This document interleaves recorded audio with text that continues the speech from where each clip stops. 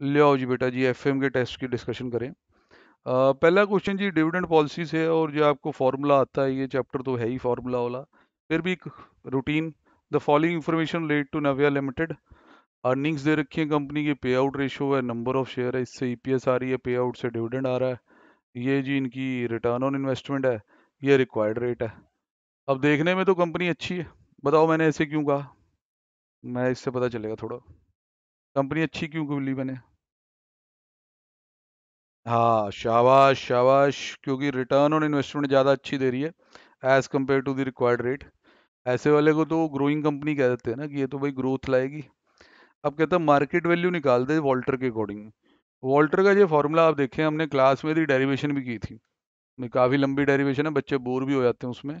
चलो अगर नहीं भी याद करते तो फॉर्मूला तो सब याद कर ही लेते हैं। ये थोड़ा सरकारी स्टाइल में लिखा हुआ है। अब हम लोग नॉर्मली इसको ऐसे दो पार्ट में समझे थे डेरिवेशन में भी, कि भाई ये वाला एरिया है, और फिर इधर अर्निंग माइनस डिविडेंड, मतलब कि जो रिटेन होगा उस पे जो रिटर्न आएगी, याद है। फिर वो के ई स्क्वेयर हो जाता था। बोलो, ये याद है वॉल्टर का फॉर्मूला। डबल के ही आ जाती है। अब अगर मैं कहूँ कि ये बस ऐसी ही है, ऐसे तो ये रट्टा ही है, डेरिवेशन हमने देख रखी है तो उसमें सब क्लियर होता है कि कैसे है वो। ठीक है। चलो इन दी एंड यार किसी भी तरीके से आप लगा लो, ऐसे के ही कॉमन ले ली नीचे तो भी चली जाता है। सीधा मूव करते हैं कि सर ਇਹਦਾ आंसर पहले बताओ, जे तो उसमें कोई गड़बड़ होगी फिर रुकना।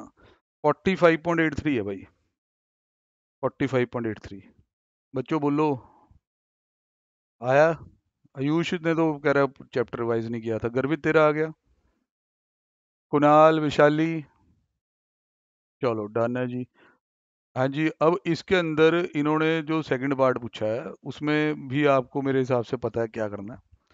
कहता है optimum dividend pay out ratio क्या होगी वोल्टर के अकॉर्डिंग, और मार्केट वैल्यू उस पे आउट पे निकाल दो जो ऑप्टिमम है। मतलब वोल्टर के अकॉर्डिंग पहले बताओ कि ऑप्टिमम क्या होगा। देखो जे तो आपने ये आर और ये वाली बात पहले पिक कर ली, ऑब्वियस है, या ऑप्टिमम पे आउट रेशियो क्या होगी बोलो। जीरो जीरो जीरो, डिविडेंड बांटना बनता ही नहीं, रिटेन करो सारा, क्योंकि रिटर्न बेटर देन एक्सपेक्टेड दे सकते हो आप। तो जीरो पे आउट रेशियो के अकॉर्डिंग वॉल्टर दोबारा घुमा दो, वैल्यू मैक्सिमाइज हो जाएगी।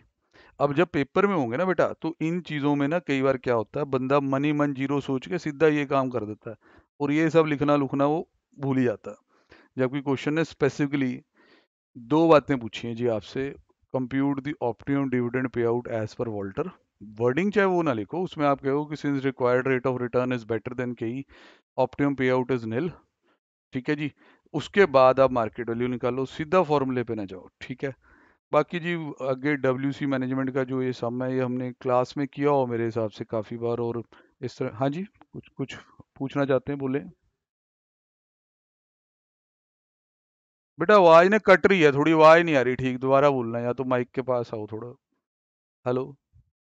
हाँ।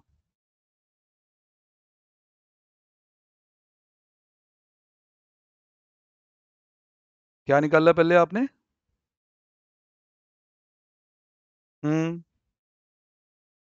अच्छा, पूरी फर्म की निकाल दी वैल्यू, फिर पर शेयर कर दिया, पर शेयर कर दिया।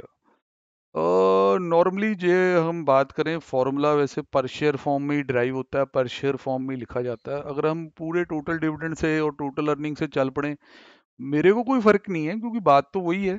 बट नॉर्मल जो ट्रेंड होता है ना, जिस तरह आप कह लो जी कन्वेंशनली जिस तरह ये फॉर्मूला लिखा हुआ है वो पर शेयर बेसिस पे ही है। अगर वैसे कर लें तो ठीक है, नहीं तो बाद में आप उसको बता दें कि this is the total value, now the total number of share are these, तो पर शेयर वैल्यू ये आ जाएगी। मिस्टेक तो नहीं कह सकते, बट जो ट्रेंड ज़्यादा जिस तरह का चल रहा हो जिस टॉपिक में, वो ज़्यादा बढ़िया रहता है। अब ये जो क्वेश्चन है भाई, इसमें मेरे को ज़्यादा ऐसा नहीं है कि भाई बहुत दिक्कत हुई होगी। पहले तो एक आंसर अपन देख दें, इन्होंने शायद कोई एक ही अप्रोच पे पूछा हुआ क्या, कुछ लिखा हुआ है इसमें अप्रोच के बारे में। ना फिर तो दो बार बनाओ, फिर अपना स्टाइल तो ये वाला नहीं रहेगा। चलो इन्वेंट्री तो सेम ही आनी है दोनों अप्रोच में। इन्वेंट्री इतनी आ गई रॉ की, raw inventory 10 lakh. W I P सीधा ही निकाल दिया इसने, 425 आता है टोटल। चलो ठीक है। एफ जी 10,62,500 बोल रहा है, ये भी है। डेटर ये लगता है जी कॉस्ट अप्रोच वाले हैं, क्योंकि कॉस्ट ही दिख रही है, 17 लाख है। अपन ने सेल अप्रोच भी बना दी होगी, बैलेंस शीट वैल्यू अप्रोच जिसे कहते हैं। है। एक ही बना दी। सर थोड़ा जरा क्वेश्चन में अगर कुछ ना लिखा हो तो कर लिया करो भाई, भरोसा नहीं है थोड़ा ना, पास्ट ट्रेंड देख के कई बार इधर उधर होते हैं। बाकियों ने किसी ने तो दो बनाई होगी कि नहीं? हेलो। एक ही बनाई है। यार तुम सारे ही हैं मेरी पेशेंस टेस्ट करते हो कि सर कुछ डांटना ना। जो साइलेंट केस में यार मैं तुम्हें क्लास में हमेशा दो दो लिख के कि ये बैलेंस शीट अप्रोच है, ये कैश कॉस्ट अप्रोच है। चलो ठीक है। कौन से वाली बनाई है ये बोल लो फिर। बैलेंस शीट ही बनाई है इन्होंने तो सर। सर दोनों बनाओ यार, रिस्की काम ना करिए एमी, फिर आपके पता ही है नंबर नंबर उसने पूरा आंसर क्या है ना, ओ ला डेटर ही नहीं सही, ये तो वर्किंग कैपिटल इसकी लग आ रही है। रिस्क ना लें आप लोग, क्योंकि ये सब्जेक्ट ऐसे हैं एडवांस, और ये इसमें आपको 70 प्लस चाहिए ही चाहिए। और इतने आपके आ जाने हैं, इतनी आपकी एबिलिटी है। ज़्यादा चाहे आ जाए अगर पेपर फ्लैट आ गया। ऐसी फालतू की चीज़ों का जिनका पता ही है कि हल्की सी कंट्रोवर्सी हो, उसमें एवं यार मर्सी वाले केस ना करो कि चलो उस पर छोड़ दिया वो आप पे देखेगा। नहीं नहीं, आप बना के आओ यार, कोई टाइम नहीं लगता लगता। अब तुम्हारा फिर आंसर तो नेचुरल डिफरेंट रहा होगा। करंट लाइबिलिटीज देख लो, इतनी इतनी है।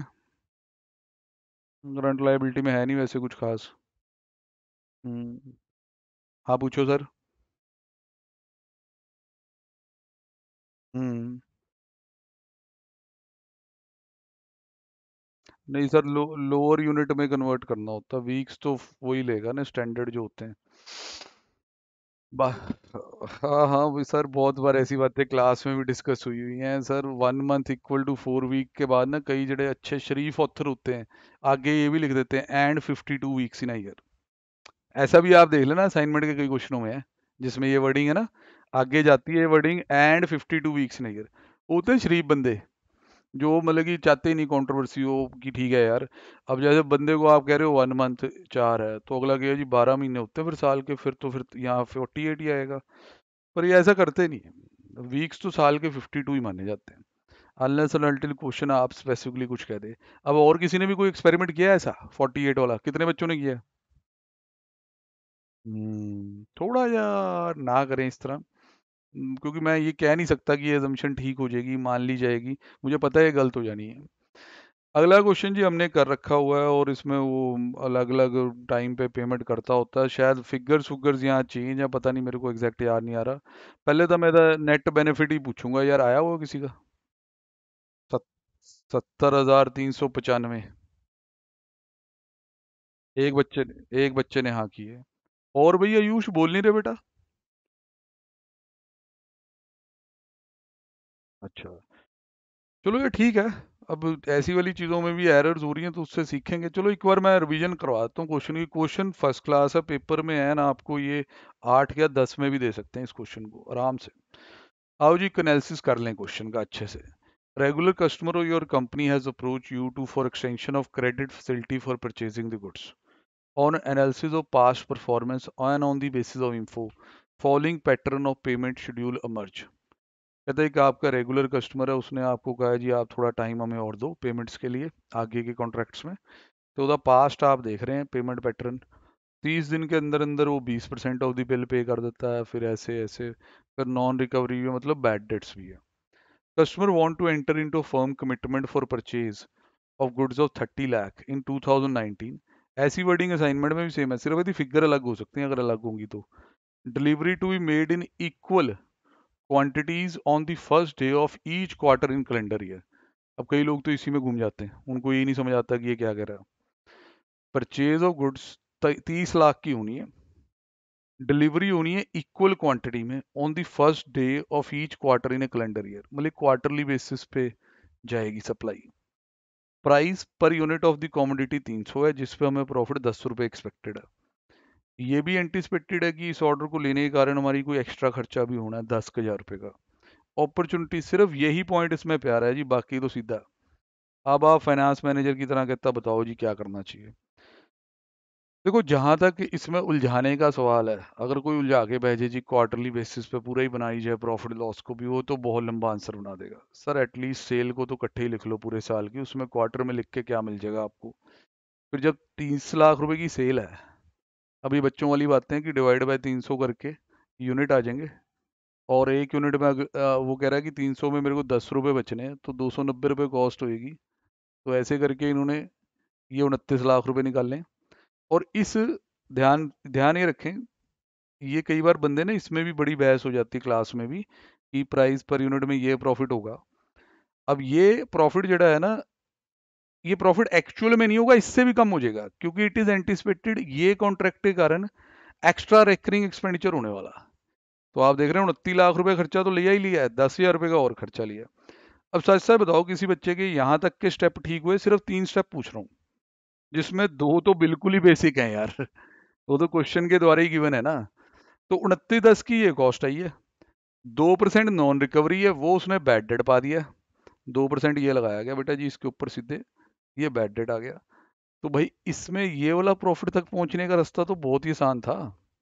बस आपकी अपॉर्चुनिटी कॉस्ट में थोड़ी सी कई बार इधर उधर हो जाती है, उस पर क्लास में भी हमने काफी ज्यादा डिस्कशन की हुई है यदि कि कैसे होगा। बोलो भाई, 30,000 रुपए तक के प्रॉफिट तक सारे पहुंचे। चलो गुड यार।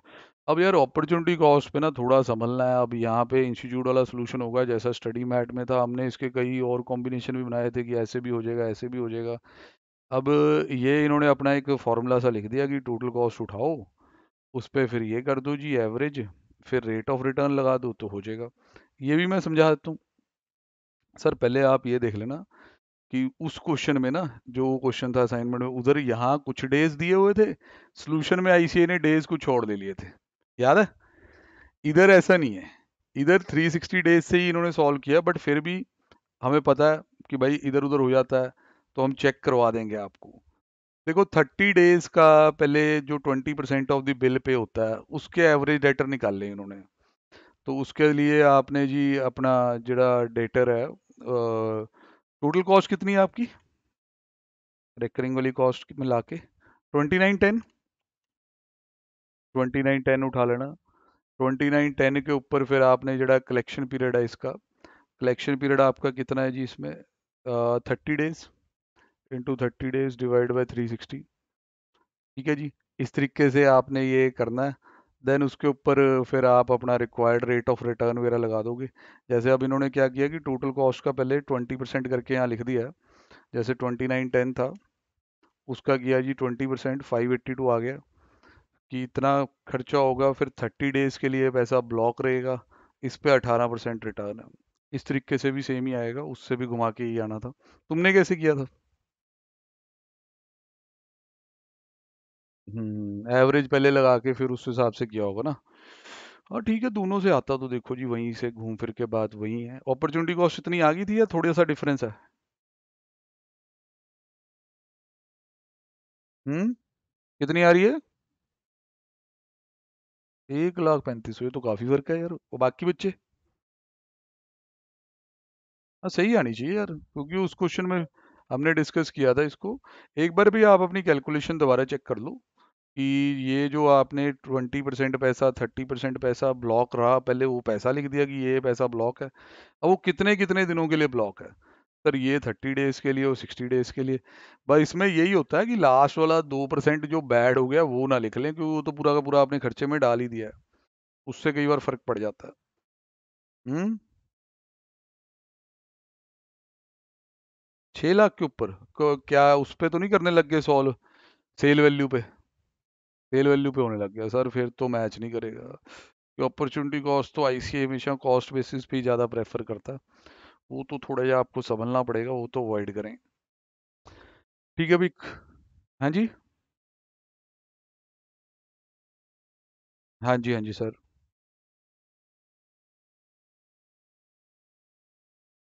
हाँ वो प्रोपोर्शनेट अपने आप ही हो जाएगा ना, जब यहाँ 2910 के अकॉर्डिंग ये सारी कैलकुलेशन हुई है।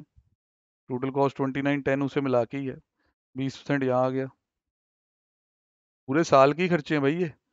इसमें से 20% कॉस्ट आपकी रिकवर होने में आपको लगे 30 दिन, 30% कॉस्ट रिकवर होने में लगे 60 दिन, उतने उतने का ही ब्याज लगेगा ना। खर्चे तो 29,10,000 रुपये पूरे साल में ही हुए हैं, समझ रहे हो? फिर जैसे जैसे वो बिल आपका पे करता जाएगा तो खर्चा रिकवर भी होता गया ना, ये समझो। अगला काफी मतलब थोड़ा बजटरी कंट्रोल टाइप क्वेश्चन है, मतलब कि पुराना क्वेश्चन है, अगर कभी आ गया तो दिक्कत हो सकती है। वैसे तो क्लास में ये भी किया हो हमने। इधर अंदर एक तो पॉइंट होता है, एक एक पर्टिकुलर लेवल पे खर्चा दिया होता है, 24,000 के प्रोडक्शन लेवल पे ये फुल कैपेसिटी पे खर्चे दिए हुए हैं पर यूनिट। इसमें ये 3 खर्चे थोड़े बचाने होते हैं ध्यान से। फिर सेलिंग प्राइस दिया हुआ है और सेलिंग एक्सपेंस भी दिया हुआ है, जिसमें से 80% वेरिएबल है, तो 20% फिक्स्ड हो गया जी। इसका भी स्पेशल ध्यान रखना। फर्स्ट 2 इयर्स ऑफ ऑपरेशन में अपना जो खर्चा खुर्चा होगा वो आपके सामने है। Production unit, sale unit. मैं तो कहता हूँ एक बार पहले इसका चेक करने चलते हैं, वहीं पे बात हो जाएगी। प्रॉफिट एंड लॉस चेक करते हैं। हाँ जी, फर्स्ट ईयर का प्रॉफिट बताओ जी कितना। 2,08,000 का लॉस दिया हुआ। आया भी। Good good. इसमें सेकंड ईयर में थोड़ा सा ये ध्यान रखना होता है, मैं यहाँ से पहले वो अंडरलाइन करा दूँ। इन्वेंट्री की पॉलिसी दे रखी होगी, stock of material WIP creditor for this, यहाँ ऊपर लिखा होगा वो। एवरेज कंजम्पशन हो गया, वर्क इन प्रोग्रेस हो गया।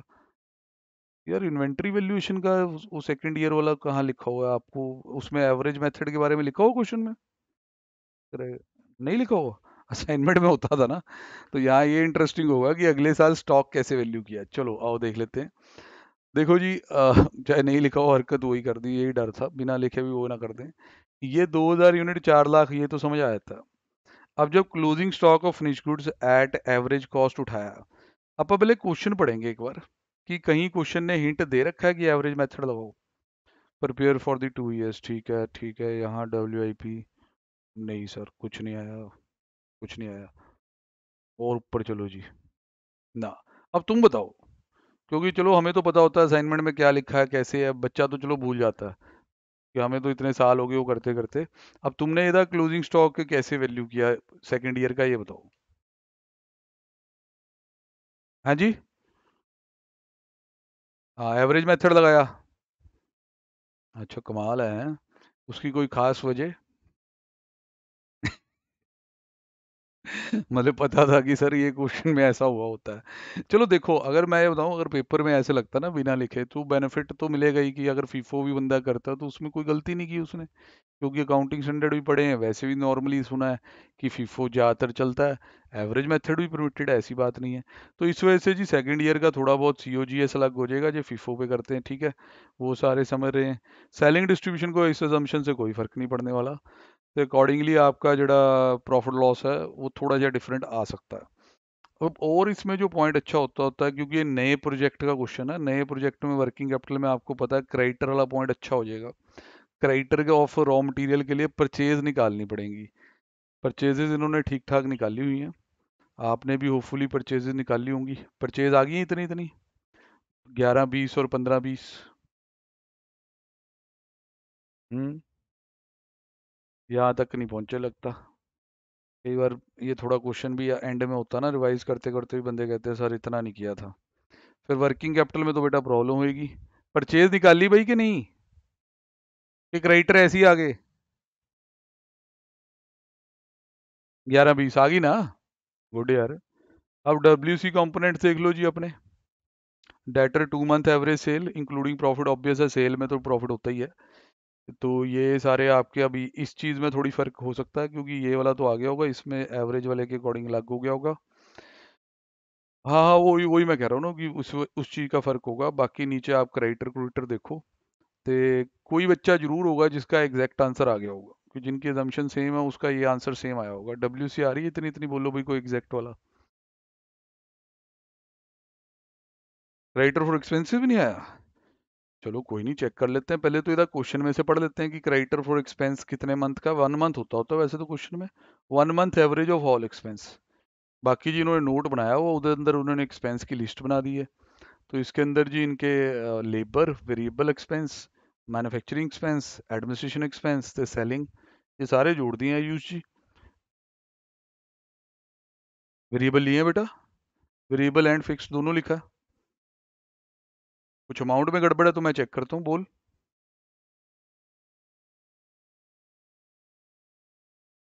पहले एक एक खर्चा देखो जरा, यही लिखा हुआ तुमने।